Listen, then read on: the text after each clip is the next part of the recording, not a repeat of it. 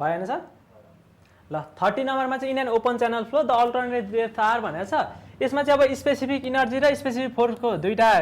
कुराहरू छ। जस्तै स्पेसिफिक इनर्जी सेम भयो भने चाहिँ हाम्रो अल्टरनेट भन्छौँ, यसलाई अल्टरनेट डेप्थ भन्छौँ। अनि स्पेसिफिक फोर्स सेम भयो भने चाहिँ यसलाई चाहिँ सिक्वेन्ट भन्छौँ है त, सिक्वेन्ट अथवा कन्जुगेट है त। यो स्पेसिफिक फोर्स कुन बेला सेम हुन्थ्यो त? हाइड्रोलिक जम्पको अगाडि र पछाडिको डेप्थ थियो नि त, त्यसको फर्मुलै थियो हाम्रो y2/y1 = के थियो? हाफ माइनस 1 यस्तै यस्तै थियो नि त फर्मुला। भने चाहिँ यो दुईटा डेप्थहरू के हो त? सिक्वेन्ट अर कन्जुगेट है त। यो दुईटाको मिनिङ एउटै हो। दुईटा डेप्थ चाहिँ के रहेछ? यो यस्तो खालको डेप्थ रहेछ। अल्टरनेट डेप्थ भनेको के हो त? Specific energy. यसको हेर्नु त प्लट बनाउँदाखेरि हाम्रो एउटा यस्तो यस्तो ग्राफ तपाईँहरूले पढ्नुभयो याद होला। यो स्पेसिफिक इनर्जी यो पोइन्टमा मैले हेरेँ भने यहाँ र यहाँ दुईटा डेप्थ आउँछ भनेको यो चाहिँ के हो? हाम्रो अल्टरनेट डेप्थहरू हो है त। यो चाहिँ के हो फेरि? एउटै हुन्छ नि त, क्रिटिकल डेप्थ हो क्या खासमा। अल्टरनेटमा पनि के हुन्छ? एउटा सुपर क्रिटिकल र एउटा सब क्रिटिकलमा हुन्छ नि त स्पेसिफिक इनर्जी सेम हुँदा। चाहिँ दुईटा जोडी जोडीमा एक्जिस्ट गर्छ है त। यो पनि जोडीमा हुन्छ, यो पनि जोडीमा हुन्छ। यसको चाहिँ के हुने भयो त? अल्टरनेट भनेको थियो भने चाहिँ स्पेसिफिक इनर्जी नै भयो यसमा चाहिँ। X and Y axis of Mohr circle represent भनेको छ। मोर सर्कलमा एक्स र वाइले के जनाउँछ?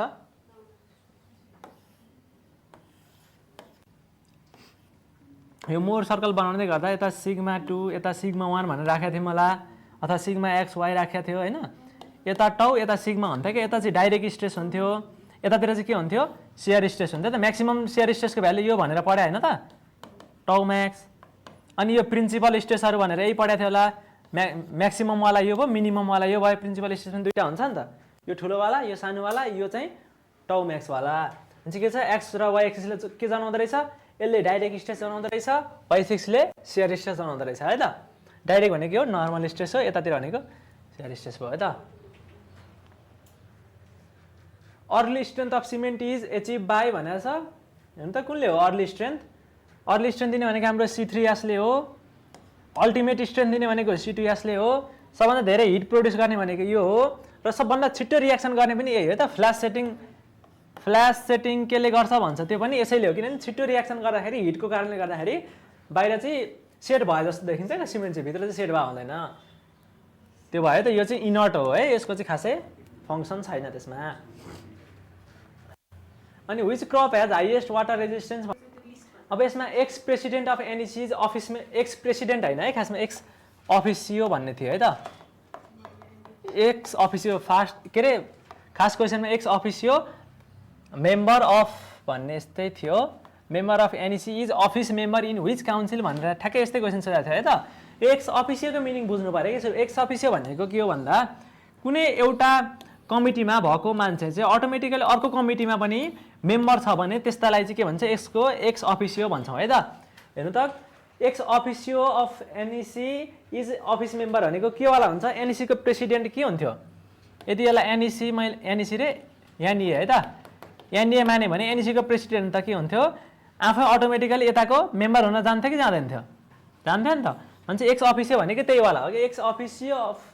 NEC is office member in which council? कुन काउन्सिलको हो त? एनइएको हो है त। अब यो पनि फरक फरक काउन्सिलको फुल फर्महरू पढ्नु है त। यो फुल फर्मै सोधेको छ, कुन चाहिँ सेटमा छ छन चाहिँ सबैवाला इलेक्ट्रिकल, अनि त्यसपछि यो सिभिलको, आर्किटेक्ट्सको के छन् नि त, मेकानिकलहरूको सबैको फुल फर्म चाहिँ एकचोटि हेर्दा हुन्छ। अनि bearing capacity of soil does not depend on भनेको छ। केमा डिपेन्ड?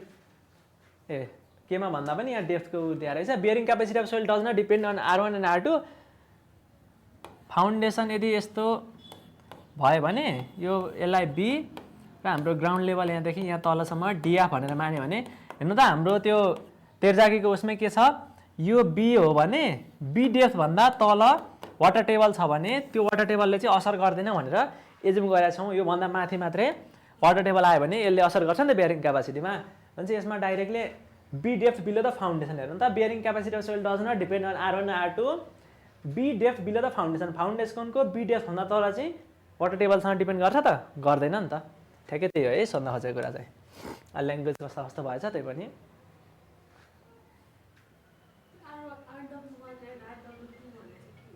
यो वाटर टेबल करेक्सन फ्याक्टर हो नि त हाम्रो। के थियो बियरिङ क्यापासिटीको फर्मुला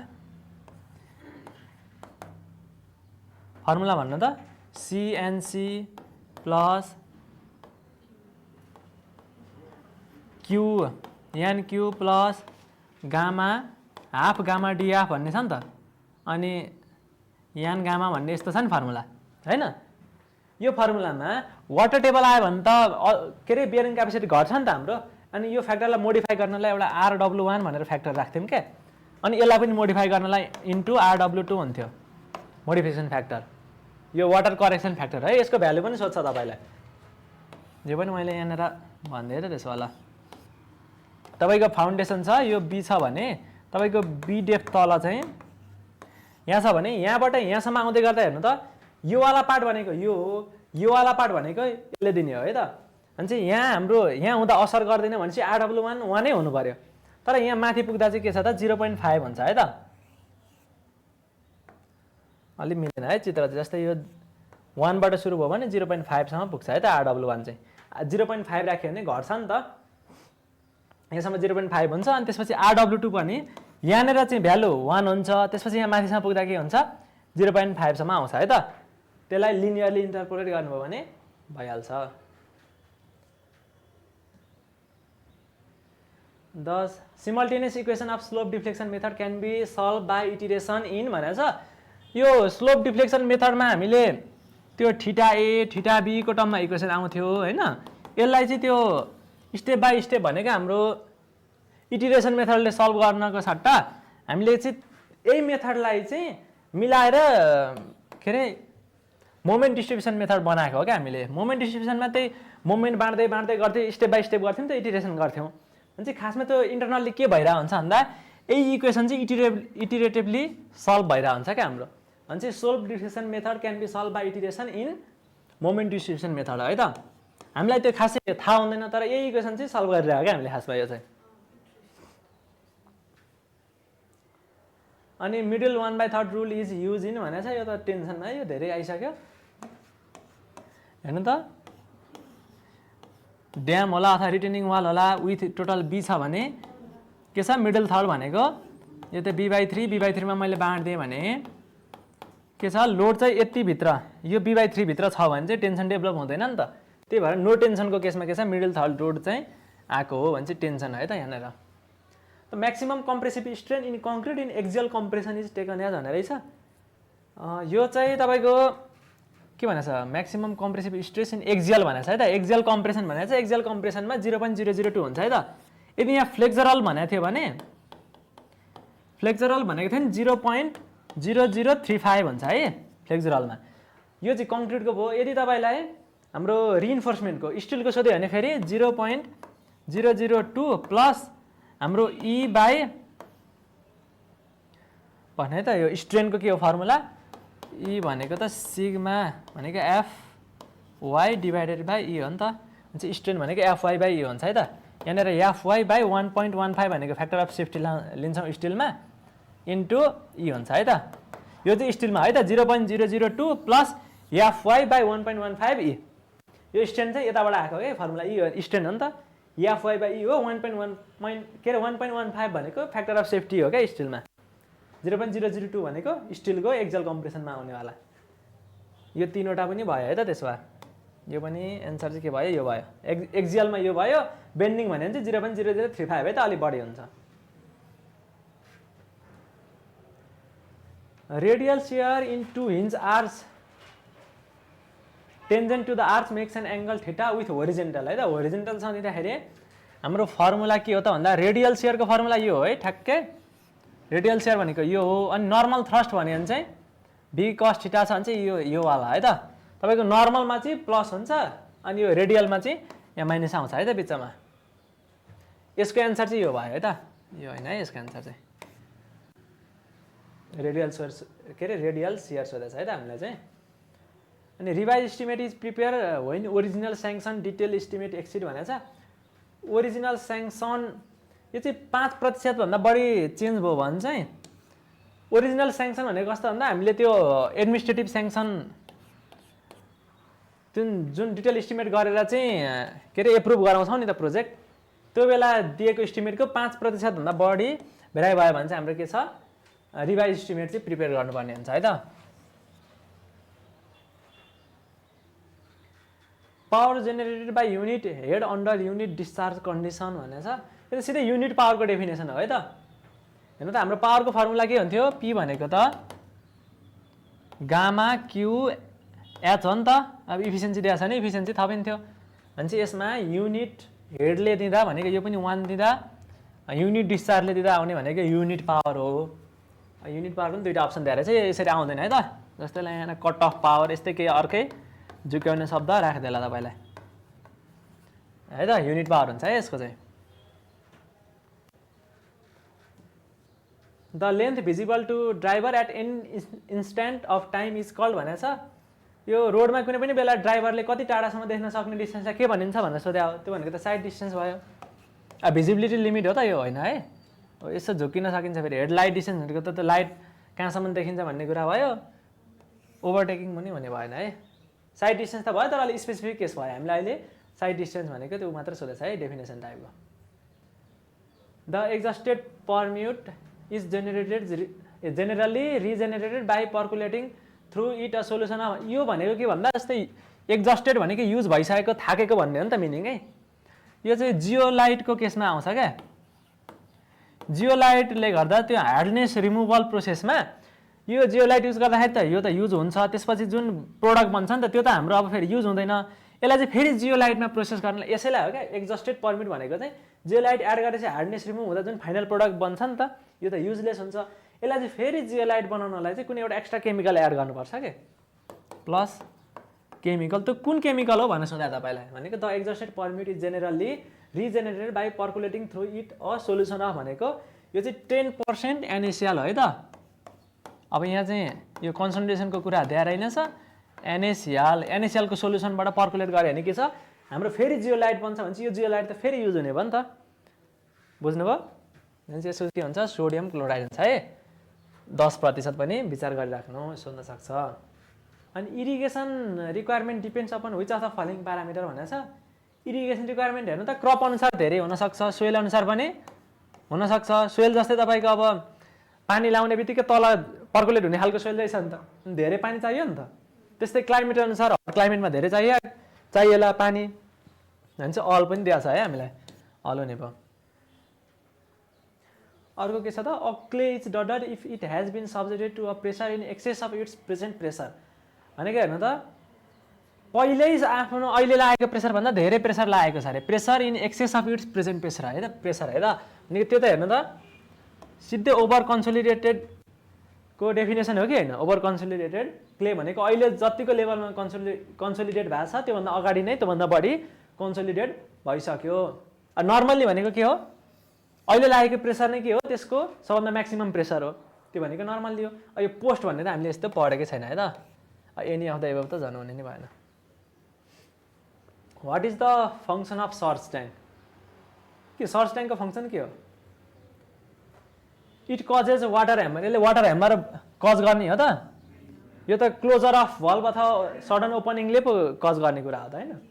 अनि produces surge in the pipeline यसले सर्च भनेको यो पनि त्यही वाटर ह्यामर जस्तै भयो यसले त्यो पनि गर्दैन रिलिफ्स वाटर यो चाहिँ हो नि त फङ्सन होइन हाम्रो एक्स्ट्रा प्रेसर चाहिँ के छ रिलिफ गर्ने काम गर्छ supplies water at constant pressure यो पनि होइन what should be done to avoid the friction failure of dam हेर्नु त friction failure of dam avoid गर्न के गर्न सकिन्छ भने कस्तो टाइपको फेलियर हो फ्रिक्सन फेलियर भने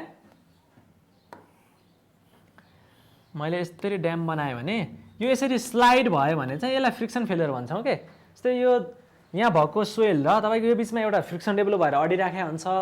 अब यसरी स्लाइडिङ भएर फेलियर भयो भने त्यसलाई फ्रिक्सन फेलियर भन्छौँ त्यसलाई एभोइड गर्न चाहिँ के गर्न सकिन्छ भने डिक्रिज द बेस विथ रे अनि त यो बेस विथ घटायो भने त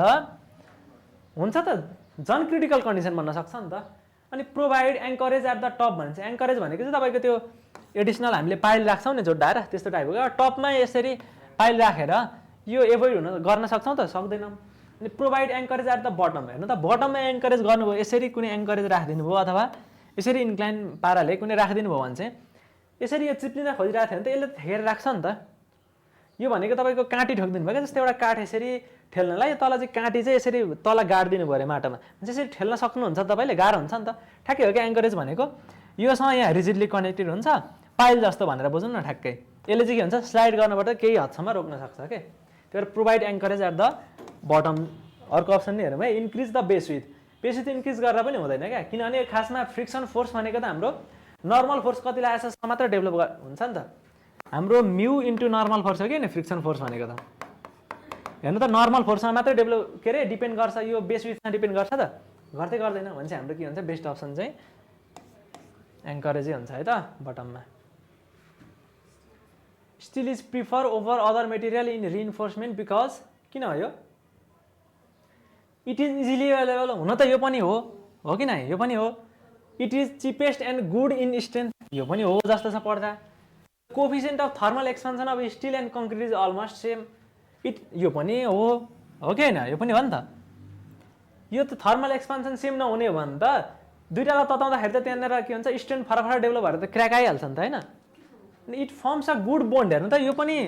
सबै मिल्ने दिएको छ क्या अल दिए अब अल हुन्थ्यो होला तर तपाईँले यहाँ मध्येमा राम्रो अप्सन छान्नु पऱ्यो क्या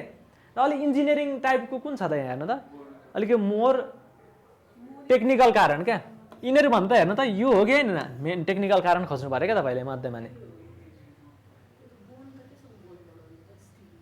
होइन यो अरू पनि हुँदैन भन्न नमिल्ने अप्सन छ क्या अल भएको भए तपाईँले अल लाउन ठिक हुन्थ्यो तर यसमा भए मध्येमा चाहिँ सबभन्दा बेस्ट चुज गर्ने हो नि त बेस्टमा पनि तपाईँले अब इन्जिनियरिङ कारण खोज्नु हेर्नु त यो र योमा त यो सबसे बेस्ट हो कि होइन हो नि त यदि यो हुन्थेन भने तपाईँको त्यहाँनिर स्ट्रेन्थ डेभलप हुने बित्तिकै क्र्याकहरू डेभलप हुन थाल्छ क्या अब beam is said to be continuous if continuous beam भनेको कस्तो हेर्नु त यो भनेको त सिम्पली सपोर्टेड थियो योभन्दा पनि एक्स्ट्रा मैले यसरी राखेँ भने कन्टिन्युअस हो अब अझै अरू पनि मैले थप्न सक्छु सपोर्ट त भने चाहिँ अप्सन हेर्नु त फिक्स एट बोथ इन्ड भने त फिक्स इन्ड के अरे फिक्स्ड बिम भइहाल्यो नि होइन fix at the one end and free at यो भनेको क्यान्टिलिभर हो फेरि supported on more than 2 support हेर्नु त दुईवटा सपोर्टभन्दा बढीमा सपोर्ट गऱ्यो भने कन्टिन्युअस यो ठिक छ अनि एक्सटेन्डिङ बियोन्ड द सपोर्ट यो त बरु ओभर ह्याङ्गिङ चाहिँ भयो यो चाहिँ ओभर ह्याङ्गिङ हो है त सपोर्ट भन्दा बियोन्ड एक्सटेन्ड गर्ने हेर्नु त सपोर्ट भन्दा यता पनि एक्सटेन्ड गर्ने नि ओभर ह्याङ भइरहेछ नि त यहाँनिर दुईवटा पोर्सनमा भने चाहिँ यो चाहिँ के छ सी चाहिँ एन्सर हुने भयो त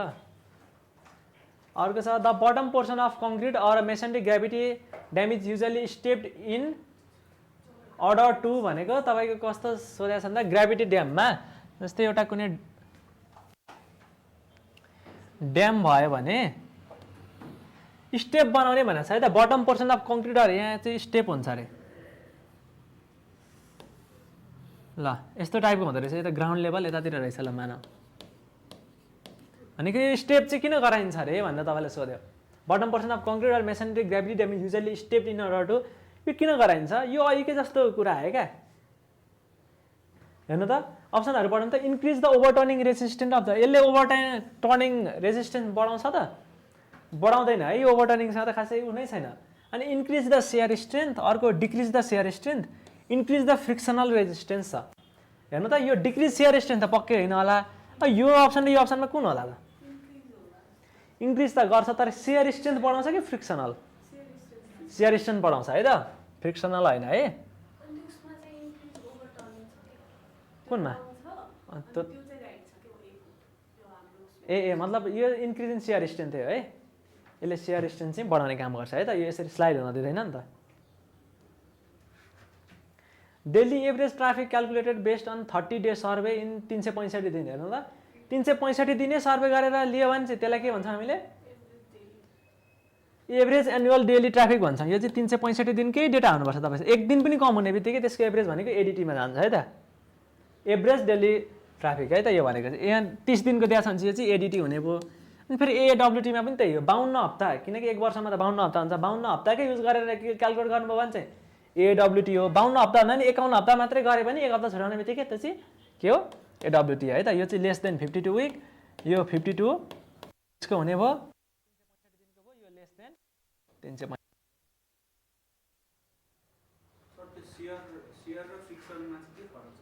सियर र फ्रिक्सनमा फ्रिक्सन भनेको त तपाईँको दुईवटा सर्फेस बिच यस्तो हुँदाखेरि डेभलप हुन्छ नि त अनि भने त के चाहिँ फरक सोध्न खोज्नुभयो भन्नु त ल जस्तै यो ए अलिक फरक छ नि तपाईँको फ्रिक्सन भनेको त जस्तै यहाँनिर माटो छ भने यो र यो बिच रेजिस्टेन्स डेभलप हुने हो नि त तर सियर भनेको चाहिँ तपाईँको उतातिर जान नदिने लोड हो के सियर लोड भनेको हेर्नु त यतातिर हुँदाखेरि यो पर्पेन्डिकुलरकोले चाहिँ हाम्रो के गरिरहेको हुन्छ रेजिस्ट गरिरहेको हुन्छ नि त डिफर्मेसन चाहिँ त्यो वाला केस हो क्या डाइरेक्ट फ्रिक्सन भनेको यो सर्फेसमा रिलेटेड छ क्या यो यसरी तपाईँले स्टेप बनाउने बित्तिकै यो फ्रिक्सन त तपाईँको यो त कन्ट्याक्ट एरिया त सेमै छ नि त भने चाहिँ त्यो फ्रिक्सनमा खासै फरक पर्दैन क्या सियर नै स्ट्रेन्थ बढ्छ कहाँ पुगेको थिएँ म्याम भन्दा स्टेप एडिटी भयो होइन in a vertical stationery plate the jet after striking moves भनेछ के होला हेर्नु त इन भर्टिकल स्टेसनरी प्लेट एउटा प्लेट छ अरे भर्टिकल यस्तो प्लेट रहेछ यसरी फ्रिली झुन्डाएर राखेको अनि के अरे the jet after striking moves जस्तै यहाँ हेर्नु त कुनै एउटा पानीको जेटले यसलाई हानिदिनु भयो भने हेर्नु त यो फ्रिली छोडिदिनु भएको छ भने के छ जस्तै यहाँ हिन्ज यसरी राखेको छ भने हाम्रो के हुन्छ यसरी उता डिफ्लेक्ट हुन्छ कि नै यो पानीले केही न केही त उता लान्छ अनि हेर्नु त यहाँ छोइसकेपछि पानी कसरी जान्छ होला यो पानी यता अनि यतातिर जान्छ है त आधा आधा यसरी जान्थ्यो है त पहिला अब न्युमेरिकल पनि हामीले के अरे फर्मुलाहरू पनि डिराइभ गरेका थियौँ यस्तो केसमा हेर्नु त के भइहाल्छ अनि इन अपोजिट डिरेक्सनमा जान्छ त यसरी जाने त यसरी फर्किन्छ त पानी फर्किँदैन है त यो हुँदैन अनि हजुर एक्चुअली फर्किँदैन क्या त्यो अलिकति हामीलाई फर्किए जस्तो लाग्छ होला चाहिँ ट्राई गरेर हेर्नु यसै गरी योसँग प्यारल भएर जान्छ क्या प्लेटसँग चाहिँ भित्तामा तपाईँले पानी हान्नु भने यसरी माथि जान्छ अनि तल जान्छ नि त त्यो वाला केस भयो क्या अनि एलोङ द प्लेट हेर्नु त यही नै हुन्छ क्या खासमा नि normal to the surface of the plate यो भनेको त फेरि यसरी जान्छ भन्यो होइन त्यो पनि हुँदैन अनि डिपेन्ड्स अन द मेटेरियल यो त झन् हुने नि भएन है which distribution is use in irregularly develop old city हेर्नु त यो पनि सोधिराखेको छैन त डेड इन भयो है त सजिलै भयो काठमाडौँ जस्तो सिटी ठ्याक्कै भन्नुपर्दा हापाझडले क्या पहिले मान्छे बस्यो अनि पछि चाहिँ अरू कुराहरू प्लान गर्न थाल्यो भने त्यो इरेगुलरली भनेको आफै त्यो केही प्लान गरिएन नि त अब विदेशतिर हेर्नुहुन्छ भने मजाले सुरुदेखि नि अर्बन प्लानिङ गरेको हुन्छ त्यस्तोमा चाहिँ के हुन्छ अरू कुनै एडप्ट गर्न सक्यो रेडियल के अरे रिङ पनि हुनसक्छ ग्रिड आइरन पनि उनीहरू आफ्नो रिक्वायरमेन्ट अनुसार गर्न सक्यो अब हाम्रो काठमाडौँमा त अरू पोसिबिलिटी पनि छैन क्या डेड इन बाहेक अनि कोफिसियन्ट अफ युनिफर्मिटी इज भनेको छ हेर्नु त यो D60/D10 हो D10 भनेको के हो फेरि हाम्रो इफेक्टिभ साइज पनि हो अनि कोफिसियन्ट अफ कर्वेचर भन्ने हुन्छ होइन अर्को त्यो भनेको कति हुन्छ D30 को square by D10 into D60 हुन्छ है त अब यसमा त के भनेको D60/D10 हुन्छ अनि D30 को स्क्वायर रहेनछ है यो दिएकै रहेनछ यो चाहिँ के हो सिसी है त कर्वेचर र यो चाहिँ कोफिसियन्ट अफ CU है त अब Pitot tube is use to measure भनेको छ पिटो ट्युब भनेको हेर्नु त कस्तो हो कुनै पनि एउटा पाइपमा पानी बगिरहेछ पिटो ट्युब भनेको यस्तो वाला थियो नि चित्र याद छ यस्तो थियो अनि यहाँनिर तपाईँको पानी छिर्यो भने यो पानी त यता माथिसम्म पनि यसले ठेल्छ क्या यो एक्चुअली के भएको भन्दा यता भेलोसिटी हेड हुन्छ भेलोसिटी हेड चाहिँ के छ प्रेसर हेडमा कन्भर्ट भएको हो जस्तै यहाँनिर केही पनि नगरेको ठाउँमा चाहिँ यसरी भेलोसिटीले नहानेको ठाउँमा चाहिँ तपाईँको यतिमा के अरे प्रेसर यति होला रे पछि भेलोसिटी यसरी हानिसकेपछि अलिकति माथि पुग्ला रे यो जुन डिफ्रेन्स छ नि त एच यो एच भनेको चाहिँ V²/2G बराबर हुन्छ क्या त्यो यो भेलोसिटी नाप्नलाई यो एच थाहा हुने बित्तिकै हामीलाई के हुन्छ भेलोसिटी निकाल्न सक्छौँ यहाँबाट भेलोसिटी हेड क्यालकुलेट गर्न सक्छौँ है त अनि Pitot tube is use to measure velocity of flow यो चाहिँ बर्नली लगाएर आएको है त यो पोइन्टमा बर्नली लगाउनु भयो भने आइहाल्छ removal of oil and grease from sewage is known यो त स्किमिङ भइहाल्यो है त in a Sarda type fall the rectangular crest may be use for discharge up to rectangular trapezoidal भन्ने थियो 14 क्युमेक्स भन्दा लेस देन 14 भयो भने रेक्टेङ्गुलर ग्रेटर देन 14 भयो भने ट्रापिजोइडलवाला चाहिँ युज गर्थ्यौँ है त शारदा टाइप फलमा यसमा चाहिँ के भयो रेक्टेङ्गुलरको सोधा छ भने 14 है त एन्सर लेस देन 14 मा अनि precipitation cause by lifting of an air mass due to the pressure difference is call भनेको छ अब यो पनि तिनटै छ है त जस्तै साइक्लोन भनेको कस्तो साइक्लोन हेर्नु त साइक्लोन भनेको त वरिपरि हावा घुमेर भुमरी परेको जस्तो हो नि त त्यसमा चाहिँ के हुन्छ लो प्रेसर डेभलप भएको हुन्छ त्यहाँनिर बिचमा चाहिँ अनि वरिपरि हाई प्रेसर हुन्छ। भनेपछि प्रेसरको कुरा आउने बित्तिकै के हुन्छ, यो साइक्लोन भनेपछि प्रेसरसँग जोड्न सक्यो नि त। त्यो साइक्लोन भनेको यो जुन टप भ्यू मैले बनाएँ भने यसरी यहाँ घुमेको हुन्छ नि त यस्तोमा चाहिँ, यहाँ चाहिँ के हुन्छ लोएस्ट प्रेसर हुन्छ, बाहिरतिर चाहिँ अलिक धेरै प्रेसर हुन्छ। भनेपछि यहाँ बिचको चाहिँ के हुन्छ मासहरू माथि लिफ्ट भइरहेको हुन्छ क्या। भनेको त्यसरी लिफ्ट भएर चाहिँ प्रेसिपिटेसन हुन्छ भने त्यो चाहिँ त्यसलाई साइक्लोनिक प्रेसिपिटेसन भन्छ है त। यदि प्रेसरको कुरा आयो भने हेर्नु त साइक्लोनमा के हुन्छ बिचमा कम प्रेसर हुन्छ भनेर तपाईँले रिलेट गर्न सक्नुहुन्छ, साइक्लोनिक हुन्छ। अनि ओरोग्राफिक भनेको चाहिँ जस्तै हाम्रो नेपालमा त हिमालहरू अग्ला अग्ला पहाड छन् नि त हिमाली भागमा। अब यता तराईतिरबाट गएको पानी चाहिँ के छ हिमालमा यसरी ठोकिन्छ, ठोकिसकेपछि यो कन्डेन्सेसन हुन्छ नि त यो चिसोमा त, त्यो ठोकिसकेपछि के हुन्छ यहीँनिर रेनफल भइदिन्छ क्या। अनि टोपोग्राफिकल अब्स्ट्रक्सनमा ठोकियो भने के हुन्छ त्यो कारणले गर्दा हुने रेनफल भनेको के हो ओरोग्राफिक रेनफल है। अनि कन्भेक्टिभ भनेको चाहिँ टेम्परेचरको डिफ्रेन्सको कारणले के हलुका हावा माथि जान्छ भन्ने हाम्रो कन्सेप्ट छ नि त, वार्मर एयर चाहिँ के छ माथि जान्छ, त्यसरी भएको प्रेसिपिटेसनलाई चाहिँ कन्भेक्टिभ भन्छ। हामीलाई सोधेको के छ प्रेसर डिफ्रेन्सको कारणले, भने चाहिँ हाम्रो साइक्लोनिक हो है त एन्सर चाहिँ। अर्को के छ principal plane are subjected to भनेको छ। Principal plane are subjected to के हुन्छ भन्नु त ल, प्रिन्सिपल यो सिग्मा 1 यो सिग्मा 2 यसरी बनाउने भने हेर्नु त यो ठाउँमा हेर्ने हो भने त सियर स्ट्रेसै 0 छ। यो कुनै पनि पोइन्टमा हेर्ने भने सिग्मा भनेको यति हुन्छ, टाउ भनेको यति हुन्छ। यता हेर्दा त कस्तो भन्दा तपाईँको प्रिन्सिपल प्लेनमा सियर स्ट्रेस लाग्यो कि हुँदैन क्या, नर्मल स्ट्रेस ओन्ली हुन्छ, सियर स्ट्रेस 0 हुन्छ। यही पनि हेर्नुहुन्छ भने कुनै पनि यो एङ्गल थीटामा तपाईँले सिग्मा र टाउ हेर्दाखेरि त यतातिर सिग्मा हो यतातिर टाउ हो। भनेपछि यो पोइन्टमा यो भनेको के हो सिग्माको भ्यालु हो, यति भनेको के हो टाउको भ्यालु हो यो प्लेनमा। तर हाम्रो प्रिन्सिपल प्लेन भनेको यही 0 डिग्रीवाला प्लेन हो कि होइन, यही 0 डिग्रीवाला हो। भनेपछि यसमा हेर्नु त सिग्मा 1 र सिग्मा 2 दुईवटा डिरेक्सन पर्पेन्डिकुलरको यो नर्मल स्ट्रेस भयो। तर हेर्नु त टाउ त यहाँ 0 छ कि छैन,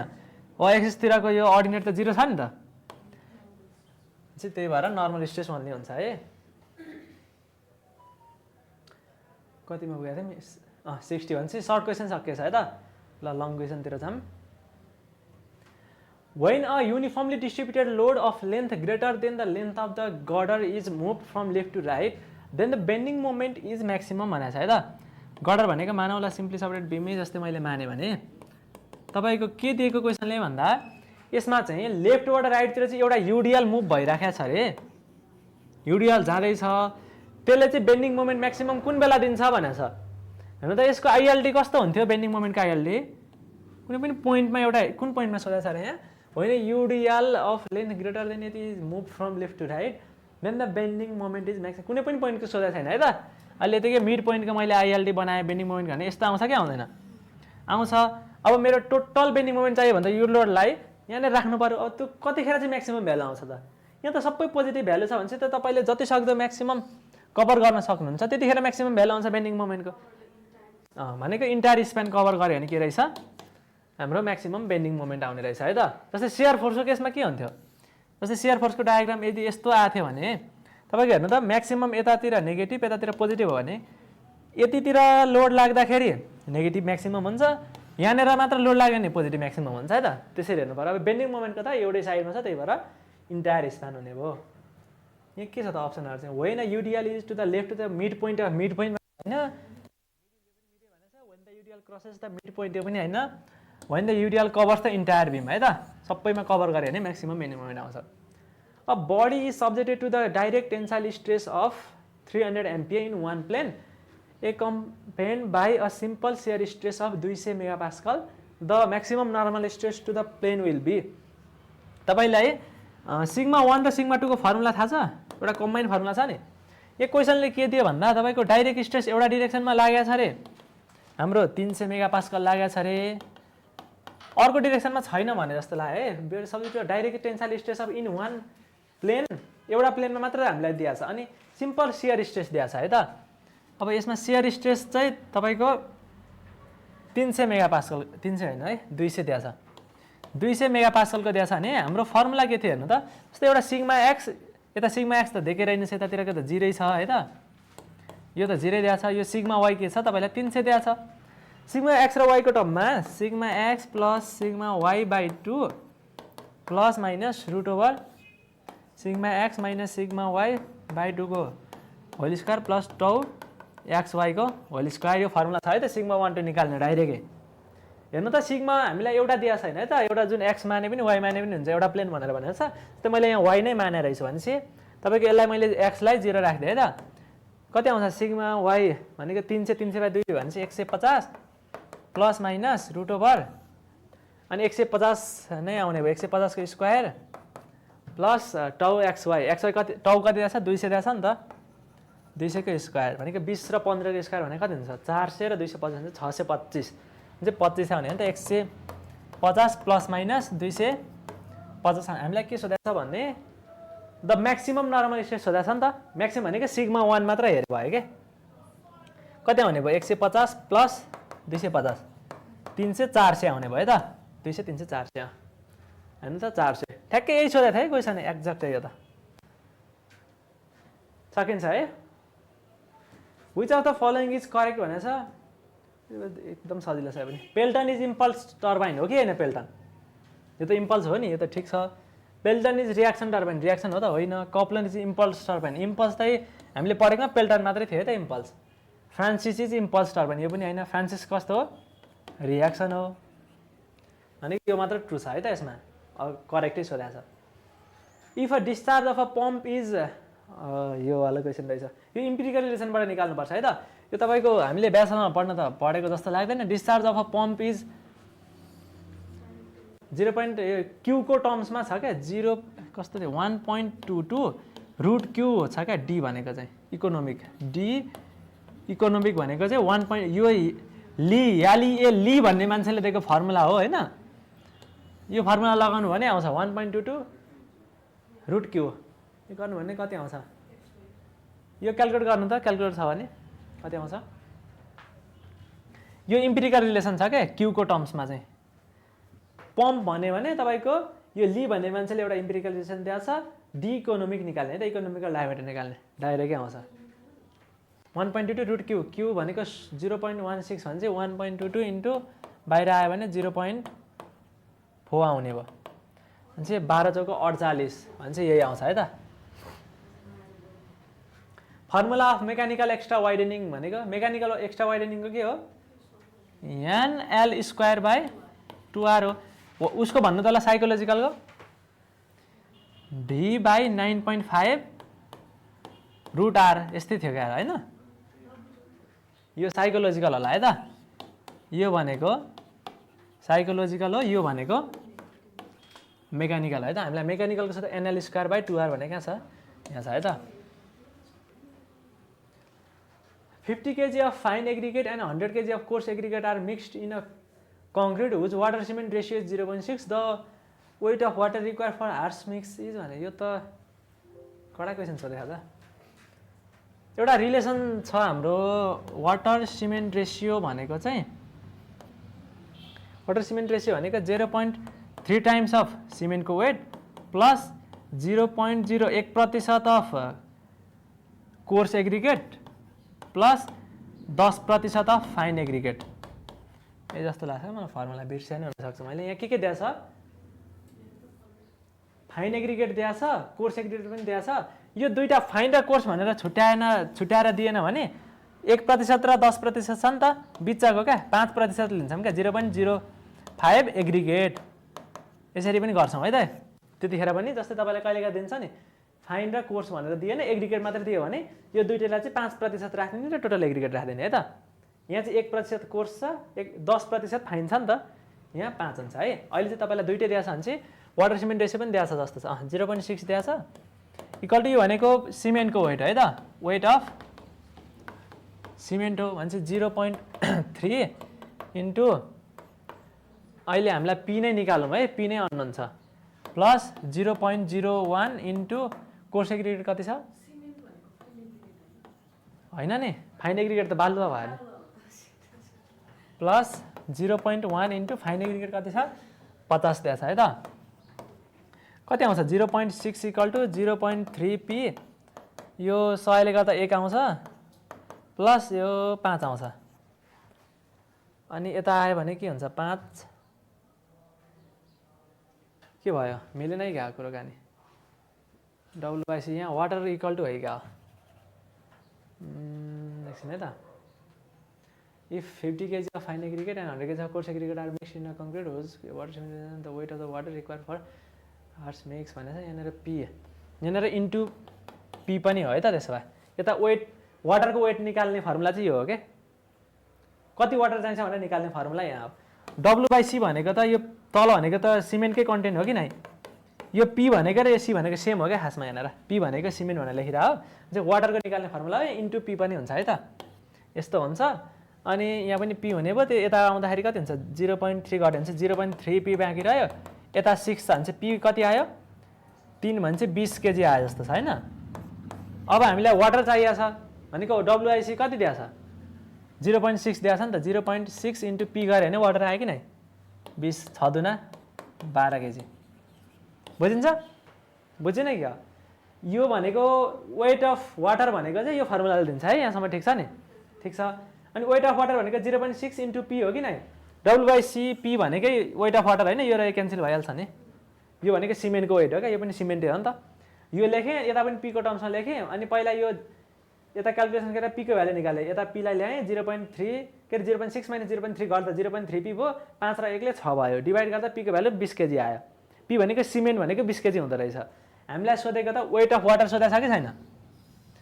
अनि सिमेन्ट 20 हो भने त डब्लुआइसी 0.6 छ 0.6 भने चाहिँ वाटर बाई सिमेन्ट हो कि होइन यो भनेको त डब्लुआइसी भनेको त्यही अनि सिमेन्ट 20 केजी आयो भने चाहिँ यसलाई यता ल्याइदिनु न 20 इन्टु 0.6 गर्नु 6 दुना 12 भने चाहिँ वाटर 12 केजी आउँछ क्या यस यस पी भनेको वेट अफ सिमेन्ट हो क्या बुझ्यो है त मेट त्यो गर्नु न फर्मुला भएपछि त मेटिदिइहाल्यो अब नमेटौँ है त which of them makes maximum influence on steel भन्नु त लाग्यो कार्बन भइहाल्यो है कार्बनले धेरै प्रपर्टिजहरू चेन्ज गराउँछ नि त एउटा हार्डनेस चाहिँ बढाउँछ होइन अरू त राम्रै काम गर्छ बढाउँदाखेरि के अरे कार्बन थप्दाखेरि अनि determine the volume of water store in unit area of unit weight of water is 9.8 kilometre per metre cube dry unit of soil is यति एउटा हाम्रो फर्मुला छ नि यसमा त्यही डेप्थ निकाल्नु पऱ्यो भने चाहिँ गामा अफ सोइल भनेको dry density of soil divide by gamma of water into depth into यहाँनिर फिल्ड क्यापासिटी अथवा यस्तै गर्छौँ नि पर्मानेन्ट विल्टिङ पोइन्ट होइन फिल्ड क्यापासिटी मात्र निकाल्नु पऱ्यो भने यसलाई चाहिँ हामीले अहिले राख्दैनौँ होइन एउटा फर्मुला छ नि यो कति वाटर चाहिँ स्टोर भयो माटोमा एक्चुअली भनेर त्यसको डेप्थ झिक्नु पऱ्यो भने फर्मुला थियो क्या वाटर डेप्थ निकाल्नु पऱ्यो भने यो इरिगेसनकोमा तपाईँले पढ्नुभयो यो पर्मानेन्ट विल्टिङ पोइन्टहरू भनेको कस्तो खालको भने जस्तै सोइलमा तपाईँको फिल्ड क्यापासिटी यतापट्टि स्याचुरेसन लेभल भनेको के हो भोइड जति जम्मै भरिया छ भन्ने हो फिल्ड क्यापासिटी भनेको एगेन्स्ट द ग्राभिटी कति होल्ड हुनसक्छ भन्ने हो त्यहाँबाट एउटा ओएमसी भन्ने हुन्छ ओएमसी त्यो त्यहाँ रेडिली एभाइलेबल वाटर हुन्छ भनेको सजिलैसँग चाहिँ के हुन्छ क्रपले त्यहाँको पानी लिन सक्छ ओएमसीसम्म अनि एउटा पर्मानेन्ट विल्टिङ पोइन्ट भनेर हुन्छ योभन्दा तल भने प्लान्ट मर्न थाल्छ होइन अनि यसमा चाहिँ जुन कुरा चाहिएको छ यहाँनिर रेन्ज तपाईँले त्यति राख्नुहुन्छ क्या जस्तै फिल्ड क्यापासिटी भन्यो भने चाहिँ फिल्ड क्यापासिटी त यहाँदेखि यहाँसम्मको हो नि त भ्यालु होइन अनि रेडिली एभाइलेबल वाटर भने एफसी माइनस ओएमसी गर्नुहुन्छ एभाइलेबल वाटर भन्यो भने फेरि एफसी माइनस पिडब्ल्युपी यहाँनिर राखेर गर्नुहुन्छ अब हामीलाई के दिएछ भन्दा determine the volume of the water store in unit area दिएछ पहिला डेप्थ निकालौँ है त कति डेप्थ हुँदो रहेछ भनेर जस्तै डेप्थ निकाल्यो भने यहाँ के दिएछ अरू कुरो ड्राई युनिट पनि दिएछ युनिट वेट अफ वाटर पनि दिएछ यो पनि दिएछ अनि के छ फिल्ड क्यापासिटी दिएर रहेछ है त field capacity in terms of metre square दिएछ है त यो चाहिँ अहिले यहाँ पर्सेन्टेजमा पनि दिन्छ है त कहिलेकाहीँ पर्सेन्टेजमा दिएको बेला यता वाटरको डेप्थ आउँछ यहाँ एरियामा दिएको बेला के आउँछ यता भोल्युम आउँछ है त and depth of root zone पनि दिएको छ 9 मिटर हेर्नु त सिधै मल्टिप्लाई गर्दै नै आइहाल्यो क्या गामा डी कति छ वाटर 9.8 17 छ है त तल छ 9.8 छ इन्टु डेप्थ भनेको 9 मिटर दिएको छ इन्टु फिल्ड क्यापासिटी हामीलाई त्यही सोधेको छ सिधै 2.35 राखिदिनु भयो भने आउँछ होला एन्सर आउनै पर्यो युनिट मिलाएको छ यो मिटरमा यो पनि मिटर स्क्वायर मिटर किपमा ठिक छ यो 2 गुणा जति छ 18 18 जना 36 37 38 यस्तैतिर आउँछ नजिक दिएर रहेछ मल्टिप्लाई नै हान्नु त कति आउँछ ए तपाईँको यो भनेको वाटर कति एक्चुअली स्टोर भएर रहेछ भनेर हेर्नलाई चाहिँ यो हो के माटोमा त तपाईँको त पानी त ठाउँ ठाउँ पुवरमा हुन्छ नि त तर एक्चुअली जस्तै भाँडामा हाल्नु भने चाहिँ त्यो कति डेप्थ हो वाटर भन्दा यो मेजर गर्ने प्यारामिटर हो के तपाईँले त्यो सबै पानी कलेक्ट गरेर ल एउटा केही भाँडामा राख्नु हो भने कति डेप्थ हुँदो रहेछ त यो निकाल्ने फर्मुला के हो यो भनेको त स्पेसिफिक ग्राभिटी हो कि होइन गामा डी बाई गामा वाटरसम्मको रेसियो अनि डी भनेको त्यो रुट जोनको डेप्थ भयो होइन अनि यो भनेको चाहिँ पर्सेन्टेज हो क्या खासमा तपाईँको यति पर्सेन्टेज फिल क्यापेसिटी यति पर्सेन्टेज ओएमसी यति पर्सेन्टेज यो सेचुरेसनलाई 100 मान्यो भने यो कति पर्सेन्टेजमा छ भनेर दिन्छ क्या तपाईँलाई त्यो पर्सेन्टेज राख्नुभयो भने चाहिँ सिधै डेप्थ आउँछ होइन पर्सेन्टेजको त केही पनि युनिट हुन्छ त युनिट हुँदैन मिटरमा आउँछ यदि यो मिटर स्क्वायरमा राख्नु भने यो भोल्युममा आउने हो क्या अब सिधै बुझ्नुभयो त्यस्तो हो क्या कुरा नत्र यहाँ डेप्थ आएपछि तपाईँको एरियाले मल्टिप्लाई हानिदिनु हो भने पनि के हुन्छ भोल्युम आउँछ अहिले चाहिँ हामीले सिधै फिल्ड क्यापेसिटी नि मिटर स्क्वायरमा दिएको छ नि त त्यही भएर सिधै भोल्युममा आयो क्या 36.69 आउँदो रहेछ है त ल त्यसपछि अर्को छ इफ 20% अफ रिजर्भर क्यापेसिटी के हो रिमार्क लेख्यो होला है यो के भएछ सबै remark for dead storage in a storage reservoir of 30 cubic meter and the average annual cell decomposition in the reservoir is 0.1 cubic meter then the useful life of the reservoir will start reducing after भनेछ है question बुझ्नु पर्यो है त पहिला 20% चाहिँ reservoir capacity चाहिँ dead स्टोरेजको लागि छुट्याए अरे यो ड्याम हो भने यति यो चाहिँ 20% रहेछ मानौ हो कि नै यो चाहिँ डेड स्टोरेज अरे डेड स्टोरेजको लागि छुट्याइदिसक्यो छुट्याइदियो तर खासमा हाम्रो सुरुमा ड्याम बनाए बेला त यसमा त डेड स्टोरेजको लागि किन छुट्याएको यहाँ सिल डिपोजिट हुन्छ नि त पछि त्यो काम लाग्दैन भनेर त छुट्याएको तर सुरुमा कन्स्ट्रक्सन गर्ने बेलामा त यो त खाली नै हुन्छ बिस्तारै यसमा जम्मा हुँदै जाने हो यसपछि के सोधा छ भन्दा डेड स्टोरेज अब रिजर्भरको टोटल यति रहेछ र यसको 20% पनि निकालिदिइहालौँ न यसको भोल्युम कति हुँदो रहेछ 0.2 into 30 भनेपछि 3 दुना 6 6 मिटर किप भोल्युम चाहिँ के रहेछ डेड स्टोरेजको लागि छुट्याएको रहेछ हो कि होइन बुझिन्छ नि यति त अनि अर्को के छ त भने and the average annual silt decomposition होइन है त डिपोजिसन के भएछ तपाईँ deposition in the reservoir is 0.1 cubic metre हेर्नु त एक वर्षमा एनुअल भने चाहिँ एक वर्षमा 0.1 मिटर किप चाहिँ सिल्ट चाहिँ डिपोजिट हुन्छ अरे यो ठाउँमा अब यो भरिनलाई कति अनि सोधेको हेर्नु त then the useful life of the reservoir will reduce after useful life भनेको त यो हो कि नै यो भरियो भने युजफुल लाइफ यहाँ कतिसम्म भरिन्छ त्यसलाई युजफुल लाइफ भन्छौँ नि किनभने यो त सुरुमै हामीले डेड स्टोरेजको लागि छुट्याइदिइसक्यौँ होइन अनि चाहिँ यो बाँकी भनेको चाहिँ हामीले चाहिँ काम गर्छ भनेर एज्युम गरेको हो नि त अनि चाहिँ युजफुल यहाँभन्दा माथि भरिनलाई कति टाइम लाग्छ त्यसलाई युजफुल लाइफ भन्छौँ हामीले अनि युजफुल लाइफ चाहिँ कहिलेदेखि रिड्युस हुन थाल्छ त भने useful life of the reservoir will start reducing after भनेछ अनि चाहिँ यहाँदेखि यहाँसम्म भरिन कति टाइम लाग्छ सोधेको क्या तपाईँलाई डाइरेक्ट होइन सिल्ट यहाँदेखि यहाँसम्म भरियो भने त यहाँबाट माथि गयो भन्दा हाम्रो युजफुल लाइफ रिड्युस हुन्छ कि नै अब यसको युजफुल क्यापेसिटी नै घट्न थाल्यो नि त त्यही भएर यहाँसम्मको भरिनलाई कति दिन लाग्छ भनेर सोधे हो कति दिन भन्दा नि वर्ष हुने भयो यहाँ त होइन तपाईँको 6 मिटर किप यति भोल्युम थियो अनि एक वर्षमा 0.1 मिटर किप आउँथ्यो कि नै हेर्नु त 0.1 ले डिभाइड हान्यो भने के आउँछ 60 वर्ष लाग्दो रहेछ कि नै यो गर्यो भने 60 इयर्स चाहिँ 60 वर्षपछि के हुन्छ सिल्ट बिस्तारै डिपोजिट हुँदै हुँदै यति चाहिँ पुरै सिल्टले भरिँदो रहेछ अब माथि भरिन थाल्यो भने चाहिँ के छ यसको युजफुल क्यापेसिटी चाहिँ रिड्युस हुन थाल्यो अथवा युजफुल लाइफ चाहिँ घट्न थाल्यो भन्ने बुझ्नु पर्यो है बुझिन्छ यसको 60 हुन्छ है त एन्सर यस्तो के यसमा सोधेको के हो भन्दा ठ्याक्क इन्डाइरेक्टली सोधेको भनेको यो जुन डेड स्टोरेज छ नि त त्यो भरिनलाई कति वर्ष लाग्छ भनेर सोधेको हो कि यहाँ के छ useful life of the reservoir will start reducing after यो भनेको युजफुल स्टोरेज हो कि होइन यो डेड स्टोरेज भन्दा माथि किनकि यसलाई हामीले सिधै गर्नेको छैनौँ क्या रिजर्भरको क्यापेसिटीमा यो चाहिँ डेड हो भनेर पहिले छुट्याएको छौँ भने चाहिँ हाम्रो काम लाग्ने भनेको यति युजफुल त यहाँभन्दा माथि अब सिल्ट डिपोजिट हुन थाल्यो भने त युजफुल घट्न थाल्यो कि थालेन युजफुल क्यापेसिटी त घट्न थाल्यो नि त अनि चाहिँ त्यो घट्न चाहिँ कति वर्षपछि थाल्छ भनेर सोध्यो कि अनि त्यसको लागि त यो भरिनु पऱ्यो कि परेन तलको डेड स्टोरेज त्यो भरिनलाई फेरि एक वर्षमा कति सिल्ट भरिन्छ दिएको छ नि त हामीलाई 0.1 मिटर किप सिल्ट एक वर्षमा भरिन्छ अनि चाहिँ यति टोटल भरिनलाई चाहिँ कति वर्ष लाग्छ आइहाल्छ अर्को छ dry specimen is put through a triaxial test it cell pressure 150 kilo pascal दियो and deviator stress at the failure 100 kilo pascal then angle of internal friction छ होइन यसमा के हुन्छ दुईटा स्टेजमा हामीले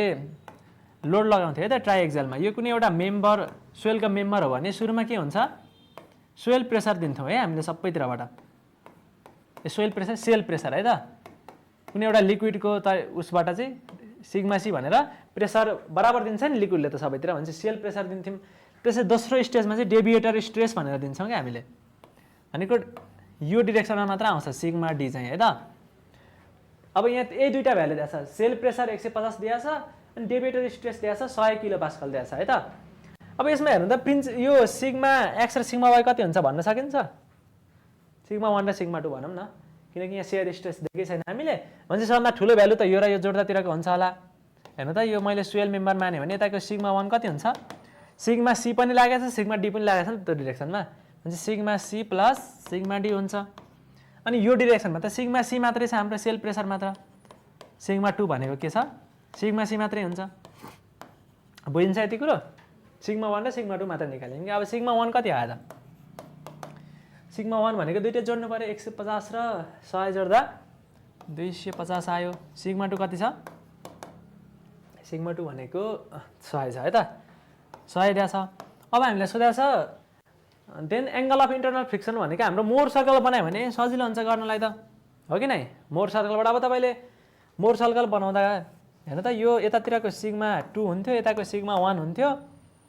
तपाईँले यो फाइ भनेको त कि यो फेलुअर इन्भलपले बनाउने एङ्गल हो कि होइन? यो हो नि त फाइ। हामीलाई यो एङ्गल अफ इन्टरनल फ्रिक्सन यही फाइ सोधेको। यो फाइ कसरी निकाल्न सकिन्छ भन्दा तपाईँको यहाँनिर ट्रेङ्गल लगाउन सकिन्छ क्या। हेर्नु त जस्तै यहाँदेखि यहाँको डिस्टेन्स थाहा हुन्छ हामीलाई, किनभने यो रेडियस भनेको कति हुन्छ? सिग्मा 1 माइनस सिग्मा 2/2 हुन्छ यो रेडियस भनेको। यो पनि के हुने भयो? सिग्मा 1 माइनस सिग्मा 2/2 नै हुन्छ यो रेडियस त। अनि यहाँनिर त यति सिग्मा 2 पनि छ नि त। भने चाहिँ यहाँदेखि टोटल चाहिँ कति हुन्छ यहाँसम्म? सिग्मा 1 प्लस सिग्मा 2/2 हुन्छ है त। यो सिग्मा 1 यहाँ जोड्नुभयो भने यो एलसिएम लिएपछि 2 सिग्मा 2 हुन्छ। एउटा सिग्मा 2 घट्ने बित्तिकै सिग्मा 1 माइनस सिग्मा 2/2 आउँछ है त। यहाँदेखि चाहिँ त्यति नै हुन्छ। भने चाहिँ हेर्नु त साइन फाइ भनेको के हुन्छ? साइन फाइ भनेको पी बाई यो त 90 डिग्री हुन्छ नि त यहाँ खासमा त टेन्जेन्ट भएर जाने है। यहाँ अलिकति देखिन त त्यही पनि यो 90 डिग्री हो। भने चाहिँ यो फाइ छ भने चाहिँ पी बाई याज भनेको यो हुने भयो। पी भनेको के छ? सिग्मा 1 माइनस सिग्मा 2/2 छ रेडियस बराबर। याज भनेको के छ? सिग्मा 1 प्लस सिग्मा 2/2 छ। अब यो 2 पनि काटिदिने हो भने फाइ भनेको के आउँदो रहेछ त? Sine inverse sigma 1 minus sigma 2 divide by sigma 1 plus sigma 2। अब यो डाइरेक्ट फर्मुला याद गर्न मन छ भने यो गर्दा भयो त। डिफरेन्स डिभाइड बाई सम को साइन इन्भर्स लिदियो भने फाइ आउँदो रहेछ। कति आउँछ गर्नु त? 1 माइनस 2 भनेपछि हाम्रो 150 डिभाइड बाई तल कति छ? सम छ भने चाहिँ दुईटालाई जोड्नु पर्यो 350 साइन इन्भर्स। यो 30 डिग्री अलिक कम आउँछ जस्तो छ। 1/2 300 भएको भए ठ्याक्क 30 डिग्री आउँथ्यो। तपाईँको 25-26 तिर आउँछ होला। हेर्नु त 25-26 भने चाहिँ अप्सन यहाँ 30 छ सबभन्दा नजिक अप्सन। जुन नजिक छ त्यसले आउनु पर्यो है त। आएन भने चाहिँ बिर्दिसकेँ है मैले फेरि पनि छिटै। Identify correct statement about the hydro power भनेर रहेछ। Hydro power station are generally labour oriented. The gestation period for hydro power plant is usually small. यो भनेको कन्स्ट्रक्सन पिरियड भन्न खोजे अघि है। The hydro generator give high efficiency over a wide range of load in a hydro power scheme. The firm power is usually high as compare to tidal power. यसमा सबभन्दा accurate कुन जस्तो? हेर्नु त यही अलि एक्युरेट जस्तो सुनिन्छ नि त पढ्दा। इफिसियन्सी के हुन्छ? हाइड्रो पावरको चाहिँ 90% को एराउन्डमा हुन्छ है त। हाइड्रो पावर प्लान्टको एराउन्ड 90%। सबभन्दा धेरै इफिसियन्ट हुने नै यही हो। What is the incompressibility condition in Navier Stokes equation छ। यो त भेक्टरवाला भयो है। भेक्टरतिर पनि पढ्नु त इनकम्प्रेसिबिलिटीको लागि 0 हो। अनि इरोटेसनल भने चाहिँ फेरि क्रस प्रोडक्ट चाहिँ 0 हुनुपर्छ है त युसँग। यो चाहिँ इरोटेसनल। इरोटेसनलमा के छ? क्रस प्रोडक्ट 0 हुनुपर्छ। इनकम्प्रेसिबलको लागि डट प्रोडक्ट 0 हुनुपर्छ। नेभियर-स्टोक्स पनि सोधा छ है साँच्चै एउटा सेटमा चाहिँ। त्यो लामो इक्वेसन छ हाम्रो नेभियर-स्टोक्स इक्वेसन। 3D मा हेऱ्यो भने त झन् लामो हुन्छ। त्यो पनि याद गर्नु। Which of the following is Navier Stokes भनेर सोधेको छ। The area of channel section यसमा धेरै निमेर सोधे रहेछ हो। The area of channel section is 8 metre square and the wetted perimeter is 8 metre. हेर्नु त एरिया पनि दियो 8 मिटर स्क्वायर, पेरिमिटर पनि दियो 8 मिटरै दियो। Calculate the value of the bed slope दियो, के अरे क्यालकुलेट गर्नु रे। If the discharge is Q भनेको पनि 33.33 दियो। यो त सिधै म्यानिङ्स लगायो भने आइहाल्यो नि, एन इक्वल टु 0.0 हेर्नु त डिस्चार्ज भनेको के हो 3.33 सिधै लेखेँ है त। डिस्चार्ज भनेको एरिया 1/n इन्टु n कति छ 0.012 इन्टु एरिया, एरिया भनेको कति छ 8 छ। अनि आरको पावर 2/3 हो, 8 भनेको a/p हो, 8/8 छ को पावर 2/3 इन्टु यासको पावर 1/2 हो। यो यास निकाल्नु त कति आउँछ ल, यो त 1 भइहाल्यो, क्रस मल्टिप्लाई यताउता गर्नु त के आउँछ 33 भनेको यो कति लेख्न मिल्छ 100/3 इन्टु 0.012 डिभाइड बाई 8, 4 दुना 8 4 तिना 12 0.01 भन्छ 1/2 इक्वल टु यास रुट यास 1/4। यहाँ 100 पनि छ है त, यो 400 तिरको यस्तै आउँछ जस्तो छ। एकचोटि गर्नु त कति आउँछ काजङ कुजुङ भयो। ए इरोटेसनलमा चाहिँ तपाईँको क्रस प्रोडक्ट के योसँग क्रस प्रोडक्ट 0, डट प्रोडक्ट हुँदाखेरि चाहिँ तपाईँको इनकम्प्रेसिबल भयो होइन। अनि इरोटेसनलमा चाहिँ 0। यो कल भन्छ क्या यस्तोलाई खासमा होइन, कल लिएको भनेर भन्छ अहिले। अब चाहिएन त्यस्तो कुराहरू। यसमा कति आउँछ हेर्नु त 100 छ, कताकुचु गर्दाखेरि यो 400 आउँछ जस्तो लाग्छ है मलाई चाहिँ। यहाँ शून्य जिरोहरू चाहिँ कता कता छुट्यो क्या, तपाईँहरूले गर्नु है भेट्दिउँ। For a fixed in beam of length L and central point load of W what will be the value of W at collapse. यो प्लास्टिक हिन्जको सोध्यो है, फिक्स इन बीम सोधा छ। फिक्स इन बीमको लेन्थ L मैले माने भने यसमा के छ सेन्ट्रल पोइन्ट लोड W लागेको छ अरे। यसमा कतिवटा हिन्ज बन्नुपर्छ, हिन्ज त यहाँ तपाईँको एउटा लोड मुनि बन्छ होइन, एउटा यता र यता बन्छ। अझ यो पनि कन्फ्युजन भइन्छ नि कतिवटा बन्छ भनेर। हाम्रो के अरे स्ट्याटिक इन्डिटरमिनेन्सी कतिले छ त्यतिवटा हिन्ज बन्नु +1 है त, एउटा एक्स्ट्रा बन्नुपर्छ हिन्ज चाहिँ। अब यसमा होरिजेन्टल लोड ला छैन भने होरिजेन्टल रियाक्सनलाई पनि हामीले कन्सिडर गर्दैनौँ। त्यसको निकाल्यो भने यता भर्टिकल रियाक्सन र मोमेन्ट, यता पनि भर्टिकल रियाक्सन र मोमेन्ट भनेको अननोन कतिवटा छ 4वटा छ। र हाम्रो इक्वेसन एभाइलेबल कतिवटा छ समेसन fx लाई गन्दैनौँ क्या अब, किनकि भर्टिकल मात्र छ नि त लोड, होरिजेन्टल छ भने चाहिँ fx पनि गन्दैनौँ। दुईटा इक्वेसन मात्र एभाइलेबल हुन्छ, दुईटा हुन्छ। यो भनेको डिग्री अफ स्ट्याटिक इन्डिटरमिनेन्सी है त। अनि ds + 1 वटा हिन्ज बन्छ भनेपछि 3टा हिन्ज बन्दो रहेछ। 3टा हिन्ज एउटा लोड मुनि बन्नै पर्यो,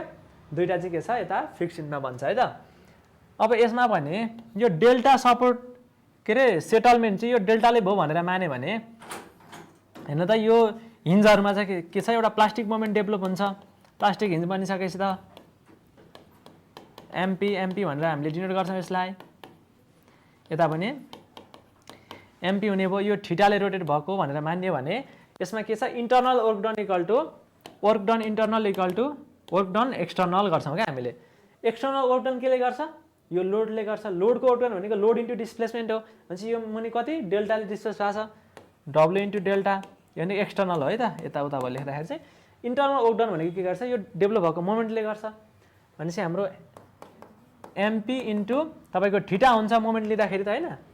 यसको मोमेन्टको डिस्प्लेसमेन्ट त थीटा हो नि त, यसको चाहिँ डिफ्लेक्सन हो भने यस्तै 4वटा छ है त। यो एमपीको पनि थीटा छ, एमपीको पनि थीटा हुन्छ, एमपीको पनि थीटा हुन्छ। यसमै सिधै 4 लेखिदिएँ ल मैले। 4 लेखिदिएँ भनेपछि हामीलाई निकाल्नु के भनेको छ भन्दा भ्यालु अफ कोल्याप्स W को भ्यालु निकाल्नु भनेको छ है। W इक्वल टु के हुन्छ 4mp थीटा बाई डेल्टा हुन्छ। अब थीटा र डेल्टालाई रिलेट गर्नु पर्यो। यहाँ के हुन्छ यो थीटा भनेको त यो भनेको डेल्टा हो, डेल्टा यो भनेको L/2 हो कि न हाफ भनेको थीटा बाई L/2 भनेको त होइन यो डेल्टा है त। डेल्टा बाई L/2 भनेको थीटा हुनु पर्यो हामीलाई के थीटा बाई डेल्टाको भ्यालु चाहियो है त। थीटा बाई डेल्टा भनेको चाहिँ के हुँदो रहेछ यसलाई उता लाग्यो भने 2/L आउँदो रहेछ। अनि यहाँ लगाएर 2/L राख्यो भने के आउँछ 2 भने चाहिँ 8mp हुने भयो त अगाडि 8mp/L ठिक छ। तपाईँहरूले पहिला अर्कै तरिकाले गर्नुभएको छ भने त्यसरी गर्दा पनि हुन्छ है। मैले अलिक छिटो गरिदिएँ होइन, यसै गरी गरेछ भने ठिक छ। ल कति आउँदो रहेछ 8 आउँदो रहेछ। थीटा भनेको चाहिँ यो कतिले रोटेट भयो भन्ने हो के अनि यो थीटा भनेको परपेन्डिकुलर बाइ यस्तो हो नि त tan थीटा भनेको त यो डेल्टा बाइ तपाईको यो l/2 हो कि न p बाइ b हुन्छ यो tan theta is nearly equal to theta हो स्मल एंगलको लागि त्यही भएर थीटा भनेको डेल्टा बाइ l/2 हुन्छ है त अनि थीटा बाइ डेल्टा निकाल्दा यो 2 माथि गयो भने चाहिँ 2/l भयो क्या त्यसरी tie bar in rigid pavement provide across tie bar र डयल बारको कुरा थाहा छ जस्तै एउटा पेभमेन्टको मैले सेक्सन बनाएँ सेक्सन भन्दा एउटा 3D चित्र बनाएँ भने ल कुन डिरेक्सनमा के प्रोभाइड गरिन्छ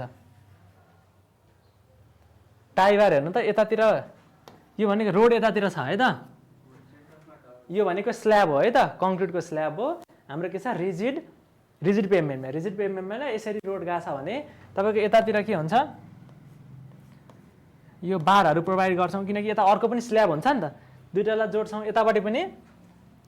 अर्को स्ल्याबसँग जोड्नलाई यहाँनिर बार प्रोभाइड गर्छौं कुन बारलाई के भनिन्छ थाहा छ हैन त टाई बार भनेको यो चाहिँ टाई बार हो है त टाई बार यो भनेको डयल बार भन्छ है त डयल बार हेर्नु त के छ tie bar in rigid pavement provide across भनेको छ केमा प्रोभाइड गरेछ नि त हामीले लङ्गिट्युडनल जोइन्टमा कि ट्रान्सभर्स जोइन्टमा कि यो कन्ट्र्याक्सन जोइन्ट कि कन्स्ट्रक्सन जोइन्ट कि अब यसमा त अझ अप्सन अर्को ई पनि थप्दिएँ है त मैले ल ट्रान्सभर्स जोइन्ट है त ट्रान्सभर्स जोइन्ट हेर्नु त यो त टाई बार भनेको त लङ्गिट्युडनल जोइन्ट हो कि नै लेन्थतिर गइराख नि त त्यो हेर्नु त दुईवटा यसरी स्ल्याब गइराख्दा त यो दुईटा स्ल्याबलाई जोड्नलाई टाई बार लगाएको हो कि हामीले चाहिँ लङ्गिट्युडनल जोइन्टमा छ कि छैन भने चाहिँ यसको के हुने भयो लङ्गिट्युडनल जोइन्ट हुने भयो त डावे लागेको भए के हुन्थ्यो ट्रान्सभर्स जोइन्ट हुन्थ्यो है in the penetration macadam construction the bitumen is हेर्नु त यो त पेनिट्रेसन भनेकै के हो पहिला चाहिँ एग्रिगेट छर्ने र पछि चाहिँ के छ बिटुमिन चाहिँ हामीले के रे माथिबाट हालिदिन्छौँ क्या जुन चाहिँ पेनिट्रेट गरोस् तल फ्रीली भनेर भनेपछि पेनिट्रेसनमा के छ त हाम्रो छ नि प्रिमिक्स भनेर छ एउटा प्रिमिक्स भनेको पहिले हामीले भाडामा मिक्स गरे हुन्छौँ हैन हाल्नुभन्दा अगाडि नै मिक्स क्या वर्डले नि दिन्छ नि मिनिङ प्रिमिक्स अनि पेनिट्रेसन भनेको के छ पहिला गिटी छर्छौँ र त्यसमाथि बिटुमिन छर्छौँ है त बिटुमिन चाहिँ त्यसपछि पेनिट्रेट गर्छ चाहिँ spread after the aggregate are spread and compacted हेर्नु त ठ्याक्कै यसले भने कि नै त कुरो पहिला चाहिँ एग्रिगेट आर स्प्रेड र कम्प्याक्ट गर्छौँ र माथिबाट बिटुमिन हाल्छौँ त्यसपछि बिटुमिन पेनिट्रेट गर्नु पर्यो नि त होलमा चाहिँ यो हुने भयो त अब प्रिमिक्स यो त प्रिमिक्सको कुरा आइसक्यो यहाँ premix with aggregate and then spread भनेको त प्रिमिक्सको कुरो भयो spread before the aggregate and spread and compacted यो त हुँदै भएन है त 77 मा पुग्यो हामी two identical pipe of length L diameter D and friction F are connected in parallel दुईटा पाइप चाहिँ प्यारललमा छन् है त जस्तै यहाँदेखि यहाँ पानी जानु पर्यो भने यो दुईटा पाइप चाहिँ प्यारललमा कनेक्टेड रहेछन् प्यारललमा कनेक्ट छन् भने के हुन्छ डिस्चार्ज के हुन्छ डिभाइड हुन्छ हेड लस के हुनुपर्छ सेम हुनुपर्छ between 2 point the length of the single pipe of diameter D and the same friction F equivalent to the above pair is diameter D र friction F are connected in parallel between 2 point ठीक छ the length of the single pipe of diameter D and the same friction F equivalent to the above pair भनेको यो दुईटालाई replace गर्न एउटाको चाहिँ कति length राख्नुपर्छ भनेर सोधेको है क्वेसनले यसरी दुईटा प्यारललमा कनेक्ट गर्नु भएको छ भने यसको के हुन्छ हेर्नु त एचएफ को रिलेसन हेर्ने हो भने हाम्रो के हो formula FL V square by 2जीडी हो नि एफएल भी स्क्वायर बाइ 2जीडी अब यहाँ यसलाई मैले डिस्चार्जको टर्ममा लगेँ भने यो भीलाई चाहिँ क्यू बाई एल लेख्न सक्छ नि त यसलाई फेरि पाई डी स्क्वायर बाइ 4 लेख्न सक्छु त्यहाँबाट सिम्प्लिफाई गर्नु भने एफएल क्यू स्क्वायर बाइ 12.1 भन्ने आउँथ्यो अरे डी को पावर 5 आउँछ हेर्नु त अब यो दुईटा पाइपमा त क्यू त हाफ हाफ जान्छ कि नै टोटललाई क्यू मान्नुभयो भने त आधी आधी जान्छ नि त मैले यहाँनिर एफएल क्यू बाई 2 को स्क्वायर बाई 12.1 डी को पावर 5 छ भनेपछि यहाँबाट गर्नु पर्यो भने के हुन्छ F L by 4 into Q square divide by 12.1 D को पावर 5 यो तपाईँलाई ठ्याक्कै के क्वेसन छ होइन दुईटा पाइप चाहिँ यसरी प्यारललमा कनेक्टेड छ एउटा एउटै पाइपले रिप्लेस गर्नुभयो भने कति लेन्थको पाइपले हाल्नुपर्छ भन्ने छ यहाँनिर भएको पहिला भएको हेड लस र पछि भएको हेड लस त सेम हुनु पर्यो नि त्यसको लागि पछि त एउटै पाइपले गरिरहेछौँ नि त हामीले पछिकोलाई मैले एल इफेक्टिभ भनेर मान्दिएँ है त पछि एउटै पाइप मानौँ अर्को कन्डिसनमा के छ एउटै पाइपले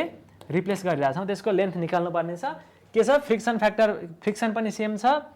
अनि अरू diameter single pipe of diameter पनि सेम छ है त हैन अनि चाहिँ यहाँबाट हेर्नु त यसको हेड लस के हुन्छ यही फर्मुला लाउनु पर्यो एफएल इफेक्टिभ हुने भयो यसको लेन्थ चाहिँ डिस्चार्ज त के छ यो दुईटै डिस्चार्ज अब एउटैबाट जान्छ कि जाँदैन एउटैबाट जानु पर्यो भने चाहिँ क्यु स्क्वायर हुने भयो डिभाइड बाई 12.1 डायमिटर पनि सेम भनेको छ यो र यो इक्वेट गर्न पाइयो अब यो पनि हेड लस हो यो पनि हेड लस हो नि त हेड लस सेम हुनु पर्यो भनेपछि इक्वेट गर्नुभयो भने तपाईँको क्यु पनि कट्छ एफ पनि कट्छ सेम भनेको छ डी पनि सेम भनेको छ यो कन्सटेन्टले कट्छ भने एल इफेक्टिभ भनेको कति आउँछ एल बाई 4 आयो के यो अगाडि जति तपाईँले जस्तै यहाँनिर 20 मिटरको पाइप राख्नु भएको रहेछ भने सेम प्रपर्टिज भएका पाइप राख्नुभयो भने यो 20 मिटरको छ भने एउटै पाइपबाट पास गराउनु पर्यो भने अब तपाईँको 5 मिटरको पाइप भने एल बाई 5 भन्दा 5 हो नि त 5 मिटरको पाइप हाल्नु भयो क्या दुईटाको बिचमा सेम हेड लसको लागि बुझ्नुभयो क्वेसन एल बाई 4 आउँदो रहेछ है त अब यसमा अरू कन्डिसन दिएर पनि तपाईँलाई सोध्न सक्छ है त त्यही ऊ चाहिँ डिस्चार्ज डिभाइड हुन्छ हेड लस सेम हुन्छ भन्ने कुरा गर्नुभयो भने मिलिहाल्छ अनि फेरि सिरिजमा कनेक्सन छ भने ठ्याक्क उल्टो हुन्छ त डिस्चार्ज एउटै हुन्छ हेड लस चाहिँ जोडिन्छ in the treatment plant if BOD decrease from 300 milligram per litre to 30 milligram हेर्नु त पहिला बिओडी रहेछ 300 मिलिग्राम पर लिटर यो बिओडीलाई चाहिँ प्लान्टले के गरेछ त घटाएर 30 मिलिग्राम पर लिटरमा रहेछ अनि इफिसियन्सी भनेको त के छ फाइनल बिओडी बाई इनिसियल हो कि नै ए फाइनल इनिसियल के अरे कति कन्ज्युम भयो है त चेन्ज इन है त चेन्ज भने इफिसियन्सी भनेको बिओडीको केसमा फाइनल बिओडी बाई इनिसियलै हो ठिक भनेको हाम्रो त बिओडी भनेको के अर्ग्यानिक वेस्ट हो नि त अर्ग्यानिक वेस्ट जस्तै 0 मा झार्यो भने इफिसियन्सी 100 भयो के हैन भने चाहिँ हाम्रो के छ फाइनल बिओडी कति बाँकी छ त अब यहाँबाट कतिमा झार्छ 300 बाट 30 मा झारेको छ नि त कति कन्ज्युम भयो भन्ने बिओडी कन्ज्युम है त यहाँ बिओडी कन्ज्युम यो फाइनल बिओडी होइन है BOD consume by initial BOD तपाईँको बिओडी टोटल कन्ज्युम गरिदिनु भयो भने प्लान्टले के गर्यो सबभन्दा बेस्ट काम गर्यो नि त भनेको यहाँ माथि बिओडी कन्ज्युम भनेको टोटल कन्ज्युम हो भने इनिसियल बिओडी बराबरै कन्ज्युम गर्दा 100% हुन्छ नि त इफिसियन्सी भने चाहिँ फाइनल कति बाँकी छ के अरे कति कन्ज्युम गर्यो बिओडी फाइनलमा 30 छ भने त कन्ज्युम त 270 गर्छ नि त हो कि नै यति घटाउँदा 270 इनिसियल कति छ हाम्रो 300 छ भने चाहिँ यहाँबाट घटायो भने इन्टु 100 पनि गर्नु पर्यो 0 0 भने चाहिँ 90 आउँछ क्या है 90 रहेछ 90%. Which one is incorrect भनेछ यो लङ क्वेसनमा चाहिँ यस्तै अलिकति which one is correct which one is incorrect हैन डेफिनेसन टाइपको यस्तै छ है न्यूमेरिकल आधा जस्तो नि यस्तै क्वेसन धेरै छ यसमा हेर्नु त इन which one के रे arrow from left to right is in scale is in पनि ल्याङ्ग्वेज ठिकै छ जस्तो छ right in scale tail of arrow indicate start of activity हेर्नु त यो कुनै पनि एक्टिभिटीमा यो बेठिक छ है त एन्सर त थाहा भइसक्यो इनकरेक्ट सोधिरहेछ के अरे यो एरोमा ड्र गर्छौँ त हामीले के अरे स्केलमा ड्र गर्छौँ त एरोलाई गर्दैनौँ अनि त्यो पनि अरू option tail of arrow indicate start भनेको टेल भनेको त पुच्छरले स्टार्ट गर्छ हेडले के गर्छ इन गर्छ त्यसपछि हेड अफ एरो इन्डिकेट अर्को त्यही दिया रहेछ इच एक्टिभिटी कन्ज्युम टाइम भनेको एक्टिभिटीले टाइम कन्ज्युम गर्छ कि गर्दैन गर्छ नि त अनि हाम्रो एन्सर के हुने भयो इनकरेक्ट सोधेछन् चाहिँ यो हुने भयो है त ल 80 भनेको फाइनल क्वेसन है त minimum time period allocated by government of Nepal for formation of new council after the dissolution of current NEC जुन अहिले एनइसीमा हाम्रो 21 जना मेम्बर छन् नि त यिनीहरूले चाहिँ हाम्रो एनइसीलाई डिजल्भ गरे अथवा कुनै तरिकाबाट एनइसी चाहिँ डिजल्भ भयो भने नयाँ बनाउनलाई कति टाइम न्यू एनइसी फर्म गर्नलाई कति टाइम एलोकेट गरेको छ भनेर चाहिँ यो चाहिँ एक्टमै स्टेट गरेको छ है त एनइसीको त्यो चाहिँ 3 महिना छ है त तोकेकै छ 3 महिनाभित्र अर्को एनइसी बनाउनु पर्यो है त त्यति टाइम तोकेको छ ल यो हाम्रो कति 22 गते मङ्सिर 22 गते सेकेन्ड शिफ्ट चाहिँ सकियो है त केही कन्फ्युज भए के अरे कन्फ्युजन भए सोध्न सक्नुहुन्छ ल इतिश्री बन्द गर्दिन